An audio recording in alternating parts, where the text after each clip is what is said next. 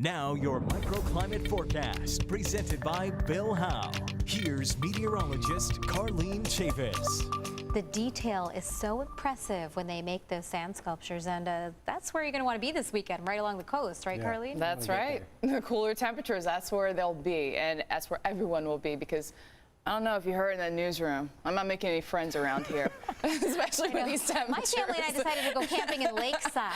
Oh, man. That's smart. It's going to be warm. It's going to be warm next couple of days. Even when we got in here earlier today, I started to hear, it's warm, it's hot. Yes, we definitely had a very warm start as we went into the week. So we had a high of 84 degrees for downtown, mainly in the 90s across the inland valleys. And temperatures this hour aren't backing off as much as they would around this time. So we're typically talking about the mid to upper 60s, and we still have a lot of 70s going on tonight. 70 degrees for Ramona, 71 for Alpine, also 72 El Cajon. The same current temperature for downtown, 70 in Oceanside. We do have a few 60s out there. 69 degrees for Poway, Humboldt at 69 as well, and then also at 68 degrees for Fallbrook. 70s for the mountains, and still holding on to heat in the 90s for the desert. We have light winds as well as some humidity that's still lingering around.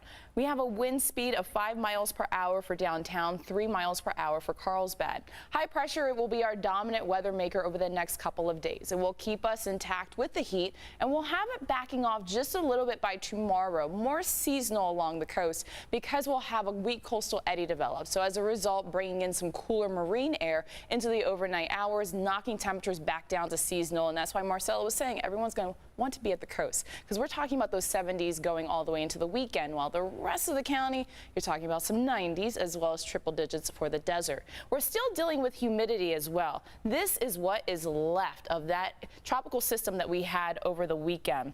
It continued to drift it towards us, and as a result, a lot of that available moisture with it streamed in. We saw the clouds building up over the mountains by the afternoon hours. Didn't give way to a lot of activity, a few isolated showers and storms across Southern California mountains, but then everything died down as we went to the rest of the night. We're going to break away from that moisture, so continuing to fall apart as we go into the next couple days. But then turn your attention right over the Gulf of California, because an area of high pressure will develop, and that will steer that moisture right in our direction. So the uptick in humidity is a lot more than an uptick. We're talking about humid conditions as we hit Sunday and Monday.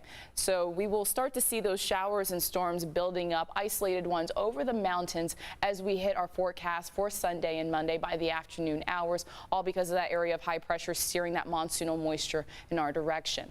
For the coast tomorrow, keep in mind a high risk of rip currents. Also, we'll have wave heights about 2 to 4 feet, local sets up to 5 feet. We'll be in the 70s for the coast all the way into the weekend forecast, and talking about the 90s still for tomorrow. A little bit of a break by the middle of the week at 89 degrees for the inland valleys, taking that to Thursday. 90s returning for our Labor Day weekend. 90s will stick around the mountains with those chances for showers and thunderstorms in the afternoon, isolated ones. But the cloud cover is going to back off on the heat. So 112 on Friday for the desert, but 103 by Labor Day because of all the clouds that will move in. All right. So it's a nice little break. Clouds are nice. Yes. Thanks, Carlene. You're welcome.